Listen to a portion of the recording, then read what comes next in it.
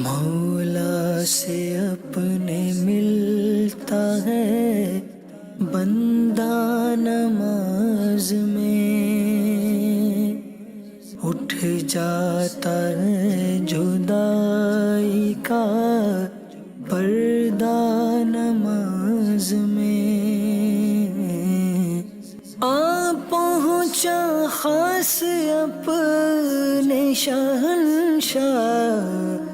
کے حضور،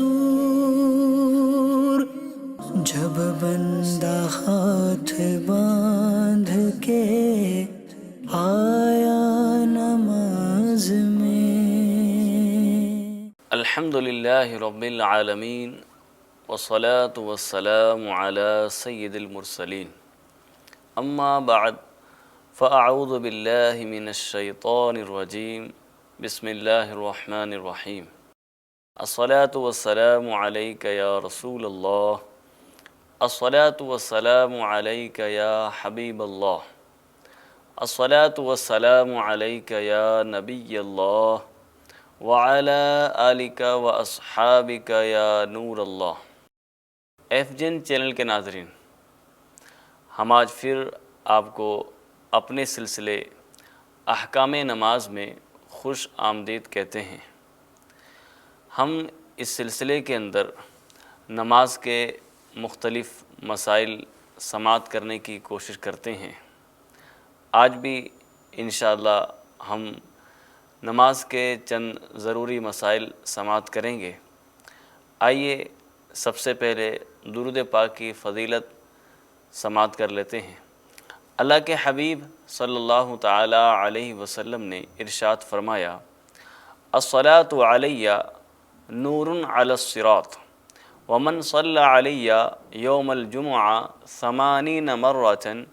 غفر له ذنوب 80 عاما۔ فرمایا کہ مجھ پر درود پڑھنا پل صراط پر نور ہے،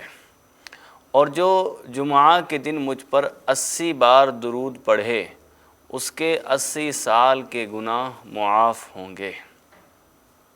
سبحان اللہ، کیسی پیاری فضیلت ہے درود پاک پڑھنے کی۔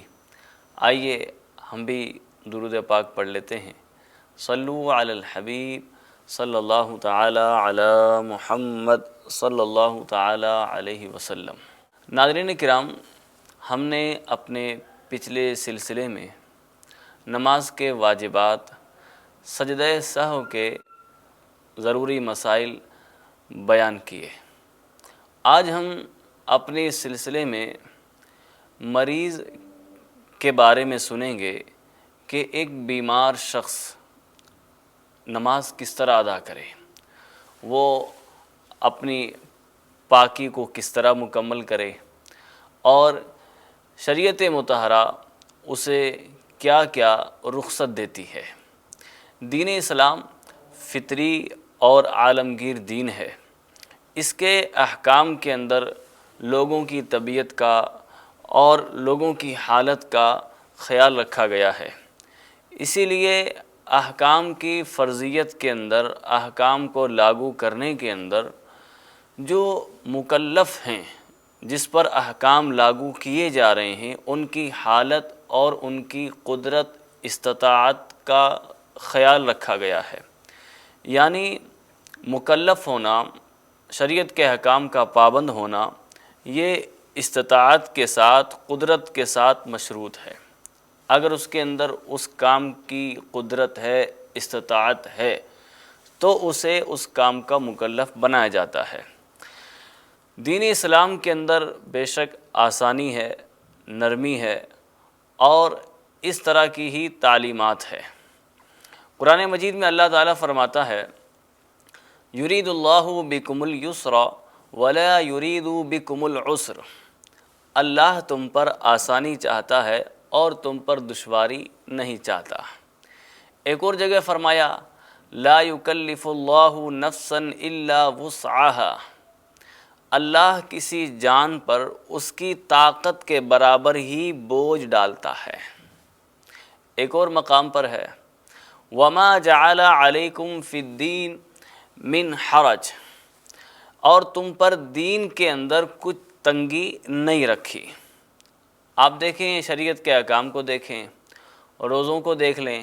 تو روزوں کے معاملے میں بھی اللہ تبارک و تعالیٰ کا ارشاد ہے وَمَنْ كَانَ مَرِيضًا أَوْ عَلَى سَفَرٍ فَعِدَّةٌ مِّنْ أَيَّامٍ أُخَرَ، جو کوئی بیمار ہو یا سفر میں ہو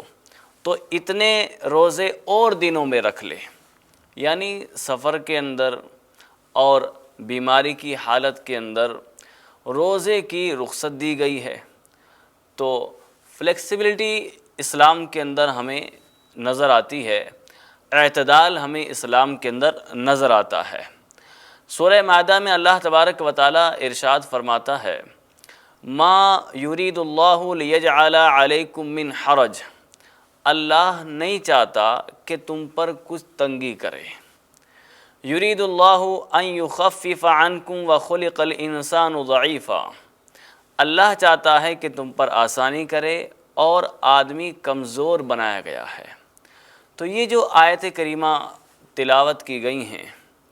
ان کے علاوہ دیگر اور بھی بہت ساری آیتیں ہیں جن کے اندر آسانی کو ذکر کیا گیا ہے، سہولت کو ذکر کیا گیا ہے۔ حج کی فرضیت کو دیکھیں، حج ہر بندے پر فرض نہیں ہے، بلکہ اس کی فرضیت کو استطاعت کے ساتھ مشروط کیا گیا ہے۔ استطاعت ہے تو حج اس پر فرض ہے۔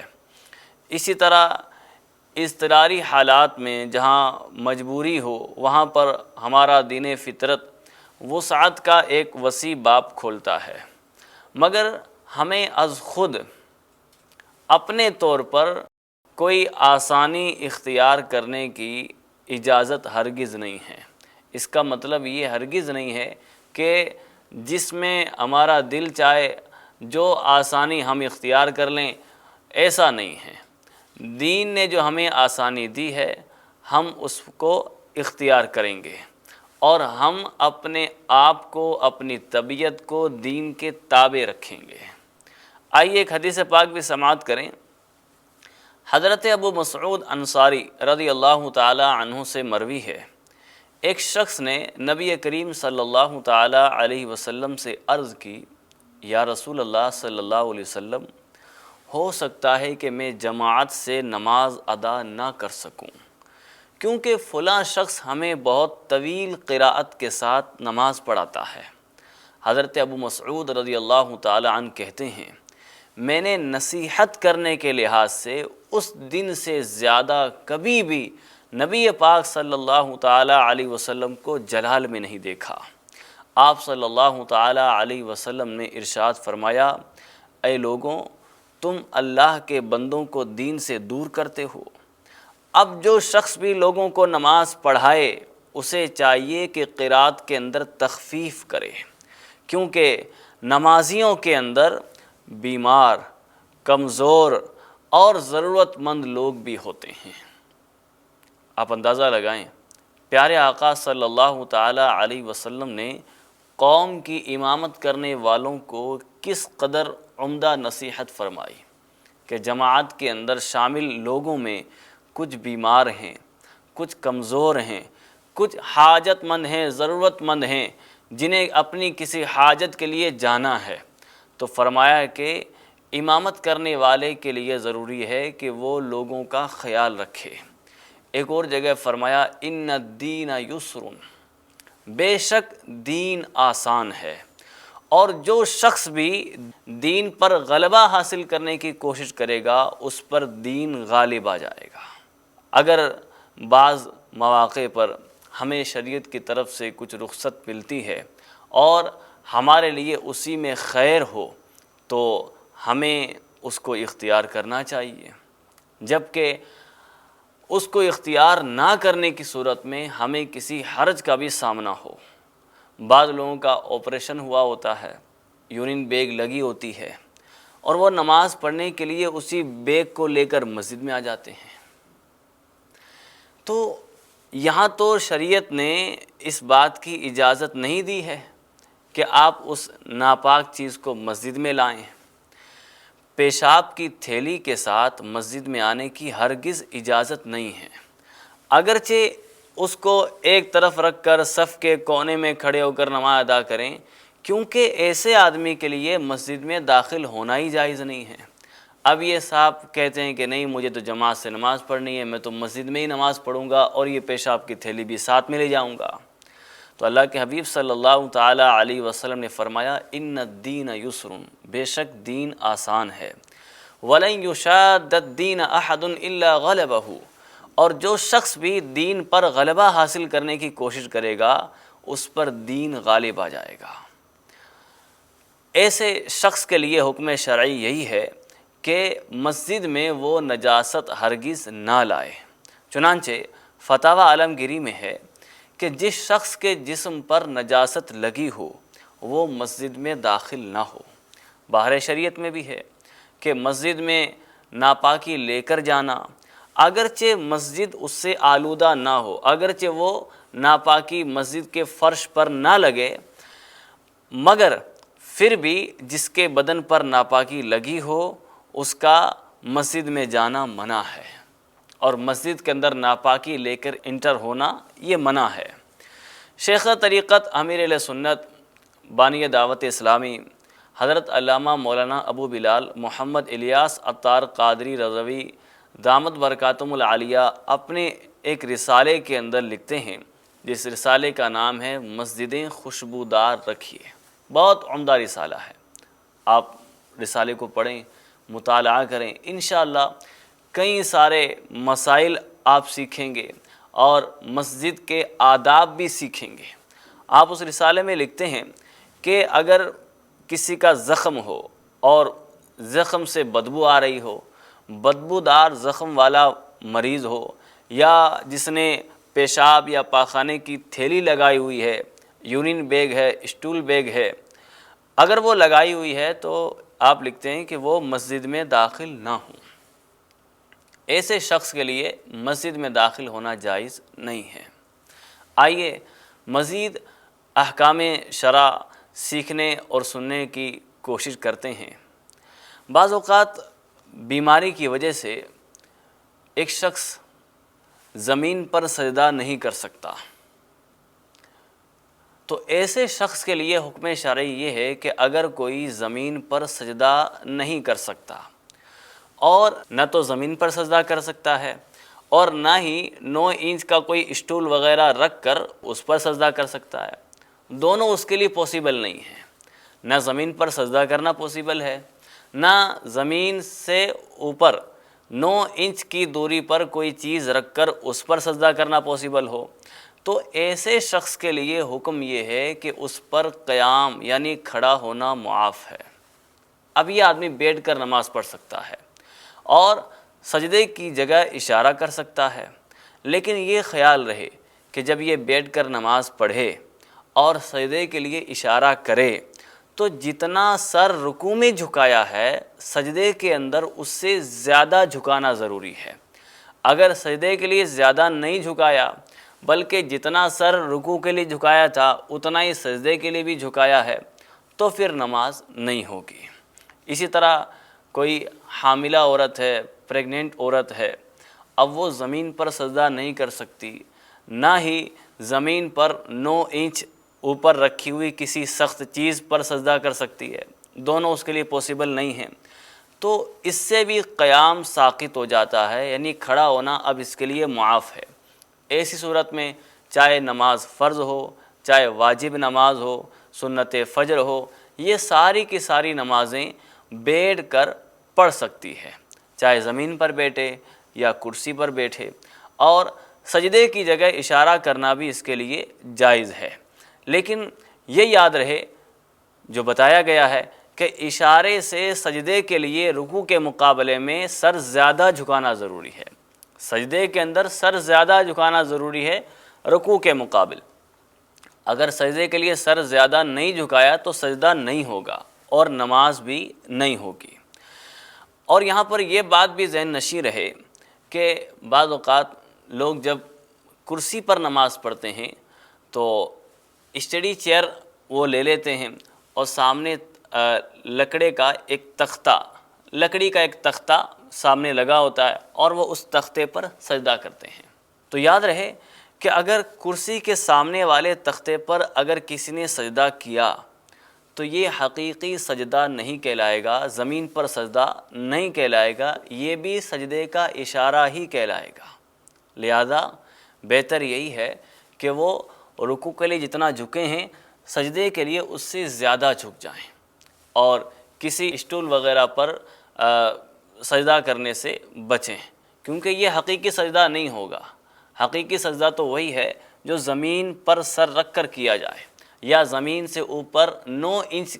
کی دوری پر کوئی چیز رکھ کر اس پر سجدہ کیا جائے، ورنہ اسٹڈی ٹیبل اگر آپ لیں اور اس کے اوپر اگر سجدہ کرتے ہیں تو یہ اشارہ ہی ہے،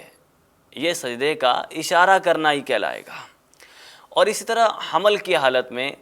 پریگننسی کے اندر عورت کے لیے سجدہ اس طرح بھی ممکن ہے کہ وہ بیٹھ کر اپنے دونوں گھٹنے سجدے کی حالت میں کچھ دائیں بائیں کشادہ کر لے، کھول لے، تاکہ پیٹ زمین کی طرف آ جائے، اور اس طرح ممکن ہے کہ کم تکلیف کے اندر وہ آسانی کے ساتھ سجدہ کر سکے۔ ناظرین کرام، جن صورتوں میں نمازی کو بیٹھ کر نماز پڑھنے کی اجازت ملتی ہے، تو اب وہ بیٹھ کر نماز کس طرح پڑھے، کس طرح بیٹھے؟ 2 زانو بیٹھے یا 4 زانو جسے کہتے ہیں چوکڑی مار کر بیٹھے، کس طرح بیٹھے؟ تو فقہا فرماتے ہیں کہ اگر کسی کے لیے 2 زانو بیٹھنا آسان ہے، جس طرح ایک نارمل آدمی التحیات کے اندر بیٹھتا ہے 2 زانو، اگر کسی کے لیے 2 زانو بیٹھنا آسان ہو اور چوکڑی مار کر بیٹھنے میں تکلیف زیادہ ہو رہی ہو، یا چوکڑی مار کر بیٹھنے میں بھی اتنی تکلیف ہوتی ہے، 4 زانو بیٹھنے میں بھی اتنی تکلیف ہوتی ہے، اور 2 زانو بیٹھنے میں بھی اتنی ہی تکلیف ہوتی ہے، تو بہتر یہ ہے کہ 2 زانو بیٹھ کر نماز پڑھے۔ ہاں، اگر 2 زانو بیٹھنے میں تکلیف زیادہ ہے اور 4 زانو یعنی چوکڑی مار کر بیٹھنے میں تکلیف کم ہو رہی ہے تو پھر اس حالت پر بھی بیٹھا جا سکتا ہے، چوکڑی مار کر بیٹھ کر نماز پڑھی جا سکتی ہے۔ بہرحال جس طرح بھی آسان ہو اس طرح بیٹھ کر اشارے کے ساتھ نماز کو مکمل کیا جا سکتا ہے۔ اگر مریض کی کیفیت ایسی ہے کہ وہ کسی سہارے کے ذریعے بیٹھ کر نماز پڑھ سکتا ہے تو اس پر اسی طرح کسی چیز سے ٹیک لگا کر، سہارا لگا کر نماز ادا کرنا ضروری ہے۔ لیکن اگر مریض اس پر بھی قادر نہیں ہے، وہ سہارے سے بیٹھ بھی نہیں سکتا، تو پھر حکم شرعی یہ ہے کہ اسے پیٹھ کے بل لٹا دیا جائے، یعنی سیدھا لٹا دیا جائے،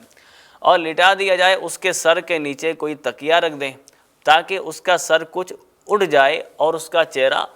قبلے کی طرف ہو جائے، اور اس کی ٹانگیں قبلے کی طرف کر دیں۔ مگر مریض کے لیے ممکن ہو تو وہ اپنے پاؤں کو سمیٹ لے تاکہ قبلے کی طرف پاؤں نہ ہو، قبلے کی طرف پاؤں کرنا مکروہ ہے،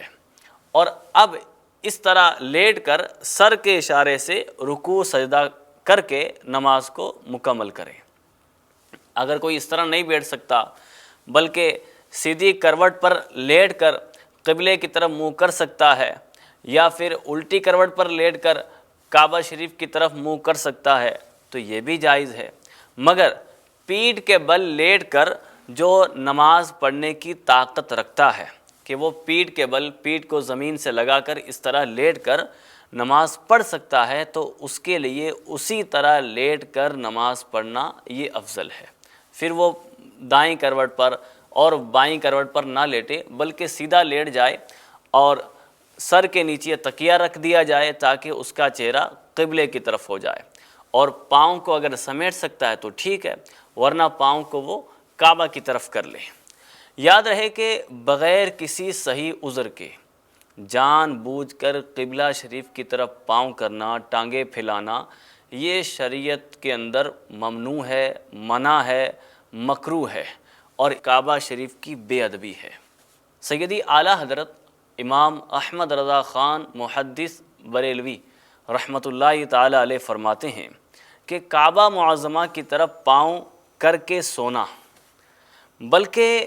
اس طرف پاؤں پھیلانا، چاہے سوتے میں ہو یا جاگنے کی حالت میں ہو، لیٹے ہوں یا بیٹھے ہوں، ہر طرح کعبے کی طرف پاؤں پھیلانا بے ادبی ہے۔ ہاں وہ مریض جس میں اٹھنے بیٹھنے کی طاقت نہیں، اس کی نماز کے لیے ایک طریقہ یہ رکھا گیا ہے کہ پائنتی قبلے کی طرف ہو، یعنی پاؤں اس کے قبلے کی طرف ہوں اور سر کے نیچے اونچا تکیہ رکھ دیں تاکہ منہ کعبہ معظمہ کو ہو جائے۔ تو فرمایا کہ یہ ضرورت کے واسطے ہے، غیر مریض جو بیمار نہیں ہیں وہ اپنے آپ کو اس پر قیاس نہیں کر سکتا۔ تو ہمیں کعبہ شریف کا احترام کرنا چاہیے۔ ناظرین کرام، ہم نے مریض کے لیے نماز کا طریقہ بیان کیا کہ ایک بیمار شخص، مجبور شخص اپنی نماز کو کس طرح ادا کر سکتا ہے، کہ وہ اگر کھڑا نہیں ہو سکتا تو بیٹھ کر نماز ادا کر لے، بیٹھ کر بھی نماز نہیں پڑھ سکتا تو وہ لیٹ کر سر کے اشارے سے نماز پڑھ لے۔ اب اگر کوئی آدمی سر سے اشارہ بھی نہ کر سکے تو اس پر نماز ساقط ہے، یعنی نماز اس کے لیے معاف ہے۔ اب اس بات کی کوئی ضرورت نہیں کہ وہ آنکھ سے یا دل کے اشارے سے نماز پڑھے، اور اگر اسی حالت کے اندر 6 وقت نماز کے نکل گئے، اس کی یہی حالت ہے کہ وہ سر کے اشارے سے بھی نماز نہیں پڑھ سکتا۔ جو آخری طریقہ بتایا گیا کہ لٹا دیا جائے، سر کے نیچے کوئی تکیہ رکھ دیا جائے، پھر یہ سر کے اشارے سے نماز پڑھ لے۔ اگر کوئی سر کے اشارے سے نماز نہیں پڑھ سکتا اور نماز کے 6 وقت نکل گئے، 6 نمازوں کا وقت نکل گیا، تو پھر اس مریض پر ان نمازوں کی قضا بھی ساقط ہے۔ اب وہ قضا بھی اس پر معاف ہے، فدیے کی بھی کوئی حاجت نہیں ہے۔ اور اگر یہ مرض اس کو رہا لیکن اتنے وقت تک نہیں رہا کہ 6 نمازوں کا پورا وقت نکل جائے، اتنے وقت یہ مریض نہیں رہا بلکہ 1-2 ٹائم اس کی یہ کیفیت رہی، اس کے بعد واپس کچھ طبیعت اس کی بحال ہو گئی، اچھی ہو گئی اور سر کے اشارے سے نماز پڑھ سکتا ہے، تو اب اس پر ان نمازوں کی قضا کرنا ضروری ہوگا۔ یہ جو حکم بتایا گیا ہے کہ نمازوں کی قضا بھی معاف ہے، فدیہ بھی اس کو اب ادا نہیں کرنا ہے، یہ صرف اس صورت میں ہے کہ کوئی شخص اس حال کے اندر پوری 6 نمازوں کے وقت کو گزار دے اور اس کی حالت یہ ہو کہ وہ سر کے اشارے سے بھی نماز نہیں پڑھ سکتا، تو اب اس کے لیے نماز معاف ہے، یعنی اس کی قضا کرنا بھی معاف ہے۔ اگر کسی نے آنکھ کا کوئی علاج کروایا اور ڈاکٹر نے کہا، جو معتمد ہے، بھروسہ کیا جا سکتا ہے، طبیب حاذق ہے، اس نے لیٹے رہنے کا کہا کہ آپ کو اٹھنا نہیں ہے، آپ کو لیٹے رہنا ہے۔ اب پریشانی تو صرف آنکھ میں ہے، باقی جسم پورا صحیح و سالم ہے، ہاتھ حرکت کر سکتے ہیں، پاؤں بھی حرکت کر سکتے ہیں، کھڑا بھی ہو سکتا ہے۔ تو شریعت کا حکم یہ ہے کہ اگر اس کی آنکھ میں ایسی تکلیف ہو گئی ہے کہ اس نے لیٹے رہنے کا کہا کہ آپ کو اٹھنا نہیں ہے، آپ کو لیٹے رہنا ہے، تو حکم یہ ہے کہ لیٹ کر وہ اشارے کے ساتھ نماز پڑھے گا۔ اس کے لیے بیٹھنے کی ضرورت نہیں ہے، اس کے لیے کھڑا ہونا بھی ضروری نہیں ہے۔ بیمار کے نیچے کوئی ناپاک بچھونا بچھا ہوا ہے، کوئی کپڑا جو بیمار کے نیچے بچھا ہوا ہے یہ ناپاک ہے، اور حالت ایسی ہے کہ اگر بدلا بھی جائے نماز کے لیے، اس کپڑے کو بدلا جائے، دوسرا کپڑا رکھ دیا جائے، تو بھی نماز پڑھتے پڑھتے پھر بھی ناپاکی اتنی آ جائے گی جتنی ناپاکی ہوتے ہوئے نماز نہیں ہوتی ہے۔ اگر کپڑا بدل بھی دیا جائے، دوسرا کپڑا ڈال دیا جائے، پھر بھی اس کے بدن سے اتنی ناپاکی پھر نکل جائے گی کہ کپڑا واپس ناپاک ہو جائے گا، تو حکم یہ ہے کہ پھر اسی کپڑے پر نماز پڑھ لے۔ اسی طرح اگر کپڑا بدلا جائے اور دوسرا رکھا جائے تو دوسرا کپڑا نماز پڑھتے پڑھتے اتنا ناپاک تو نہیں ہوگا، لیکن تبدیل کرنے میں، بدلنے کے اندر اسے سخت تکلیف ہوگی، مریض کو سخت تکلیف ہوگی، تو بھی حکم یہ ہے کہ اسی نجس ہی پر نماز پڑھ لے، اسی ناپاک ہی پر نماز پڑھ لے۔ ناظرین کرام، آپ مریض کے بارے میں نماز کے مسائل کو سماعت کر رہے ہیں۔ آپ دیکھیں کہ شریعت مطہرہ نے کسی بھی حالت میں ہو، سوائے کچھ صورتوں کے جن صورتوں کے اندر نماز کو معاف رکھا گیا ہے، بقیہ ہر کسی صورت کے اندر شریعت نے نماز معاف نہیں کی، بلکہ حکم یہی دیا گیا ہے کہ جس طرح ممکن ہو نماز پڑھے۔ آج کل آپ دیکھیں جو بڑے نمازی کہلاتے ہیں، مگر ان کی حالت یہ دیکھی جاتی ہے کہ ذرا سا بخار آیا اور بخار میں کچھ شدت آئی، تیز بخار ہو گیا، نماز چھوڑ دی۔ درد ہوا، درد میں کچھ شدت آئی، درد تیز ہو گیا، نماز چھوڑ دی۔ کوئی پھوڑا نکل آیا، نماز چھوڑ دی۔ یہاں تک نوبت آ گئی ہے کہ اگر سر کے اندر درد ہوتا ہے، معمولی زکام ہو جاتا ہے تو نماز چھوڑ بیٹھتے ہیں، حالانکہ جب تک اشارے سے بھی نماز پڑھ سکتا ہو اور نہ پڑھے تو یہ انہی وعیدوں کا مستحق ہے جو وعیدیں نماز چھوڑنے والے کے بارے میں حدیث پاک میں آئی ہیں۔ ہمیں ڈرنا چاہیے نماز قضا کرنے سے، اور ہمیں پابندی وقت کے ساتھ نماز کو ادا کرنا چاہیے۔ ناظرین کرام، آخری مسئلہ ہم اپنے سلسلے کے اندر شامل کرتے ہیں۔ شریعت مطہرہ نے مریض پر نماز جمعہ کو بھی معاف رکھا ہے، لیکن یاد رہے کہ مطلقاً بیماری کے سبب نماز جمعہ کی فرضیت ساقط نہیں ہوتی۔ یعنی کوئی بھی بیمار ہو اور وہ یہ کہے کہ میں مریض ہوں، میں بیمار ہوں، اور شریعت نے بیمار پر جمعہ کو معاف رکھا ہے، ایسا نہیں ہے، بلکہ بیماری کی وجہ سے جمعہ معاف ہونے کے بارے میں تفصیل ہے۔ تفصیل یہ ہے کہ اگر بیماری ایسی ہے کہ مریض اس بیماری کی وجہ سے مسجد تک جمعہ کے لیے حاضر نہیں ہو سکتا، جس مسجد میں نماز جمعہ ہو رہی ہے وہاں حاضر نہیں ہو سکتا، اور علامہ حلبی علیہ رحمہ کی تحقیق کے مطابق یہ بھی ہے کہ کوئی ایسا شخص بھی نہیں ہے کہ اسے اٹھا کر یا ویل چیئر وغیرہ کے ذریعے وہ مسجد تک پہنچا دے، یا مریض خود سے یا کسی کی مدد سے جا سکتا ہے لیکن بیماری بڑھ جائے گی۔ ان صورتوں کے اندر اب اجازت دی جائے گی کہ اس مریض پر نماز جمعہ معاف ہے۔ اگر بیماری اس حد تک نہیں پہنچی ہے، وہ خود مسجد تک چل کر جا سکتا ہے، نماز جمعہ فرض ہے، وہ خود چل کر نہیں جا سکتا لیکن کوئی شخص ایسا موجود ہے کہ جو اسے اٹھا کر ویل چیئر پر وہ اسے مسجد پہنچا سکتا ہے، تب بھی نماز جمعہ اس پر فرض ہے۔ یا یہ مسجد تک پہنچ سکتا ہے، کوئی دوسرا آدمی اسے پہنچا سکتا ہے اور بیماری بڑھنے کا کوئی بھی اندیشہ نہیں ہے،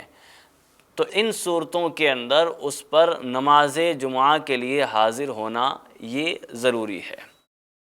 اب اگر یہ چند لوگوں کے ساتھ مل کر جمعہ کی نماز گھر میں ادا کرے تو اس طرح جمعہ کی نماز ادا نہیں ہو سکتی، کیونکہ جمعہ قائم ہونے کے لیے کئی شرائط ہیں، تمام شرائط یہاں پر نہیں پائی جا سکتی، لہذا ہر کسی کو یہ اجازت نہیں دی جا سکتی کہ وہ بیماری کی وجہ سے، معمولی عذر کی وجہ سے اپنے گھر پر ہی چند لوگوں کو لے کر جمعہ قائم کر لے، اور پھر جس مریض پر بیماری کی وجہ سے جمعہ کی ادائیگی فرض نہ ہو، جس پر جمعہ معاف ہو، تو وہ بھی جمعہ کے دن ظہر کی نماز اکیلے ادا کرے گا، جماعت کے ساتھ ادا کرنے کی اجازت نہیں ہے۔ اگرچہ اس جیسے اور بھی 2-4 مریض ہیں جن پر کسی سبب سے، کسی عذر سے جمعہ فرض نہیں ہے، پھر بھی یہ سب مل کر جمعہ کے دن شہر کے اندر ظہر کی جماعت نہیں کر سکتے، نہ جمعہ سے پہلے ظہر کی جماعت کر سکتے ہیں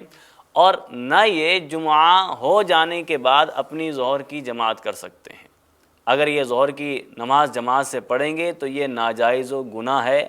اور جس شخص پر کسی سبب سے جمعہ فرض نہ ہو، جمعہ کی فرضیت معاف ہو، اس کے لیے مستحب یہ ہے کہ جب نماز جمعہ ہو جائے، لوگ جب جمعہ پڑھ لیں تو اس کے بعد یہ اکیلے ظہر کی نماز ادا کرے۔